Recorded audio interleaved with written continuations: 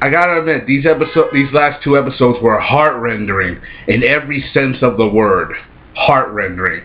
Hope you enjoyed. Thanks for watching. This is Sullivan Allen's Game of The Legend of Korra, Season 3, Episode 11, Episode 12, Episode 13. Enter the Void, and Venom of the Red Lotus. This was by far one of the most epic season finales you could actually want, and also very expect, and not to mention dramatic, very, very dramatic. You see the series, you see right now the episode. I mean, Korra's trying to make do with her decision to give herself up to the Red Lotus in exchange for the Airbenders, and she does. I mean, she wants to follow her heart, but she knows if she doesn't do that, then they'll all get hurt and they'll all die. And knowing how ruthless Zahir is, he's not afraid to sacrifice anyone's lives to fulfill his own goals. Oh, trust me, we already seen how dangerous his handiwork is. Not to mention the fact that how bloodthirsty he can be. Oh, man, you have to. I must give away a few spoilers. I promised I wouldn't anymore, but I just had to because this was so dramatic.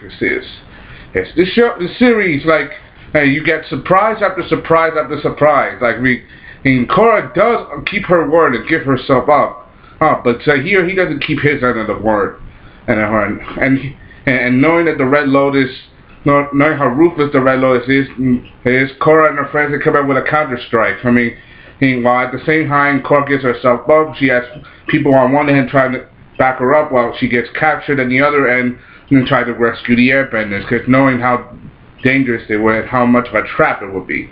Also, if I don't mention something about the Red Lotus, you get to know this. Apparently, Panli, the combustion bender, the lady with the third eye, she and Zahir had a relationship, and they were in love all years ago before they were arrested. Even though they were in prison, they still had strong feelings for each other. Very, very strong feelings. And this is apparent in this episode. This episode was probably one of the most epic clashes, dramatic, and heart-rendering suggestions of all freaking time. And because of the because of the action, suspense, and life-threatening situations. Also, Bolin could lava bend. Some people suggested that Bolin could have the ability to walk the lava bend because he couldn't metal bend, and some people started as information. They predicted this weeks ago, but I wouldn't believe it if I see it. But I gotta admit, it was a bit heart-rending. Not to mention the fact that he gave his best. Not to mention the most epic and dramatic form. Seeing the air temple literally devastated by magma and ash. It was completely destroyed and ruined. And the only fact, Tenzin himself is so beat up with black eyes and so torn up from the beating that he took. Remember, in the last episode for this, he gave it everything he got, and then some, to protect his nation and his family. And he went down as a hero. As I went down, I mean, he took a beating. I mean, he's not dead. So, not to mention the fact that this was an epic fight, especially in all forms, where everything went epic. They fought the Red Lotus the best they could, and even the Red Lotus lost one of their members in the first episode. Who is it? The combustion deader, Kali. She got her head literally blown off, like. And I'm not going to show you how. I'm not going to tell you how, but let's just say her greatest strength became her greatest downfall. So, and knowing how Zahir reacted, he really did care for her. But now that he lost her, he gained a new ability. We all know about Zahir's ability with Guru Lahima, an ancient airbender who discovered the secret of weightlessness 4,000 years ago. I mean, there were early airbenders that could do that. Remember the whole Avatar Wong section, when he tried to seek other lion turtles and their ability to master the elements. So, yeah. He mastered that element because in order for him to achieve that, he has to have no earthly attachments. So, as soon as Kali died, he let go of all his feelings for her, and he gained that ability. And that was an epic. Everybody came out with such surprises. That first episode was probably one of the best. But my favorite by far is the last episode. As they tried to kill Korra using some kind of metal poison. And apparently they're trying to force her into the Avatar state. We all know the Avatar's greatest weakness is that if they die in the Avatar state, the cycle is broken and the Avatar will no longer exist. And I'm just quoting to here, your name will go down in history as Korra, the last Avatar. And that poison has such a heart-rendering effect on Korra to such a degree. She started to hallucinate seeing her greatest enemies in the faces of the Red Lotus. When he's outside here, he saw Amon, aka Noatak, the egoless guy. Okay? You got his Unalak in the face of Kali, face of Mingwa, and you got. And finally, you got Batu in the face of Zagar, and the way that they made it look, it's like she's being haunted by her past. Her past is literally haunting her to the point where they're literally trying to make her look weak. She tries to struggle and resist the poison as best she can, leading up to one of the most epic fights you could probably get for any of the past Avatar series. Like, literally heart-rendering in every single degree.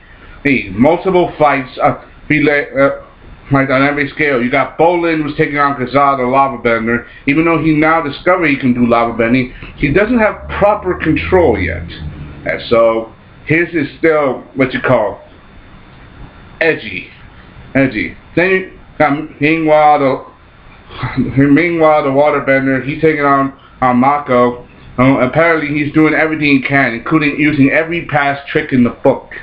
What do you mean by that? Let's just say, one of Mako's old tricks that we haven't seen in a while, he's going to use in this one.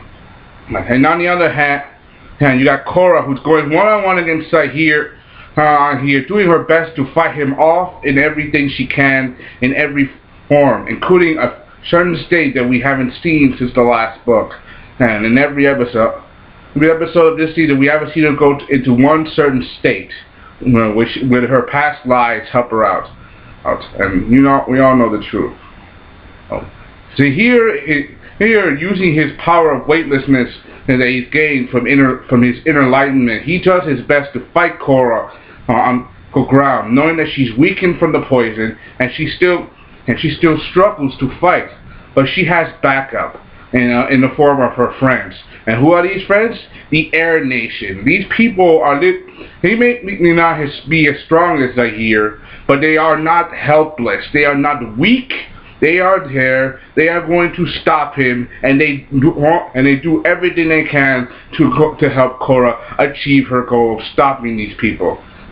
Knowing it's going to be very hard for her to deal with Zahir, especially when he gains his new abilities.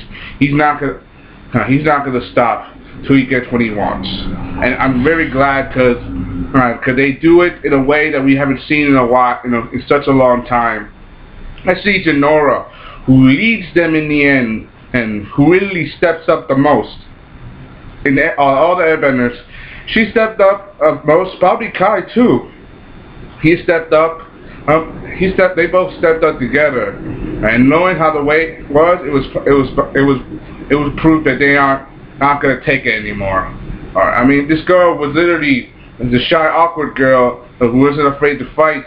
Hey, but knowing what she went through in the last season and in this season, pretty awesome.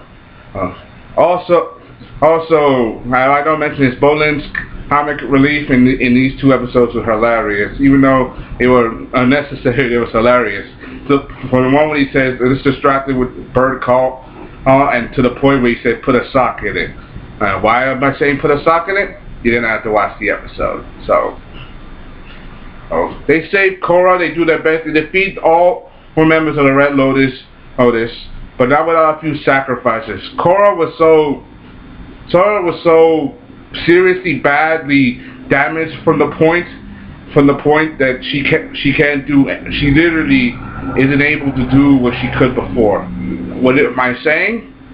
Let's just say we've seen avatars get hurt before. I mean, we saw how epic fight we've seen epic fights with Aang before. I mean, with Aang, he went through many battles, especially his last fight with Fire Lord Ozai, and this fight between Zahir and Korra reminded me a lot about that. For some reason, the book 3 episodes are probably the most epic and action-packed, because people thought it's the end, even though there's rumor is they already paid for season 4 of Legend of Korra. So there. Right. Yeah, and not to mention how strong this episode was. That her body went through such painful degree that she's really, literally so injured that she can't move by herself. Let's just say she's stuck in a chair. What kind of chair? Let's put it this way: someone has to push it, and someone has to push it for her to get her to where she needs to be. And the way that she acted and the way the episode ended, it ended on such good praises. Like for example, Jonora is now an airbender master, but the way they ended with Korra crying, I never seen an Avatar. I never seen such a thing from Korra. It's like part of her spirit is broken, and Zahir messed her up so badly that he got what he wanted. He didn't. I think he may have caused some degree of chaos after all. He killed the Earth Queen of Ba Sing Se. He caused so much destruction and devastation. He hurt Korra so badly that she thought she lost her father, even though he's still alive. Right, but we all know the truth that it's not. This series is probably one of the most dramatic seasons ever. Literally heartrending. I hope when season 4 comes out, she changes. I mean, and this is this is probably a favorite, but it's also a heart-rending, dramatic, and a little sad because of what you see. Hope you enjoyed. Thanks for watching. This is all around giving this through episode 3, episode 12, and episode 13. These 2 episodes probably one of the most dramatic Legend of Korra episodes ever. Literally. I think her spirit is broken, so you gotta see this for yourself. Hope you enjoyed. Thanks for watching. Comment and subscribe. Signing off.